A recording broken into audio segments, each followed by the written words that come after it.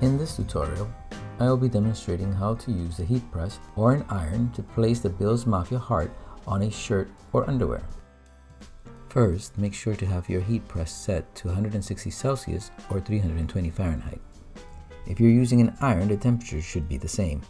If you have one of those irons that only has levels like 1 through 6 or materials like cotton or linen, set it to wool or level 5. Next, heat up the shirt to make the adhesive stick easier to the fabric. Grab the iron on and place it with the white side down, that is the side with the adhesive. The color side goes up. After placing the design where you want it to be, use the heat press and apply some pressure while holding it over the design for about 10 seconds. You can finish off by moving the press back and forth to ensure the edges have been completely heated. Some light movement for about 8 seconds will help cool down the piece and prepare for removal of the protective film.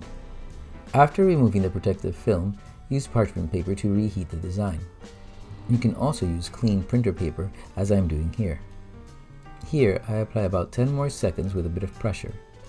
This will help to push the print into the fabric. On this shirt, you can see it pushed into the ribbing of the fabric. You don't need to use a ribbed shirt, but I do recommend that you use cotton or any material that can take higher heat. Now let's do the same with a brand new pair of underwear. Make sure to remove anything that might get in the way, like tags or stickers. And then place the underwear flat on your pad or ironing board. Because underwear is smaller, you might have seams from the underside get in the way. To remedy this, you can place your pad or ironing board in between the work area and the underside. Here, I'm using an iron set to level 5 wool, which is about 160 Celsius or 320 Fahrenheit. For this press, I'm going to use a smaller Bill's Mafia heart. I place the white adhesive side down, and then give it a bit of pressure for about 10 seconds. Next, I let it cool off for 8 seconds, and peel off the protective film. Once again, I grab the printer paper and heat it for another 10 seconds to push the print into the fabric.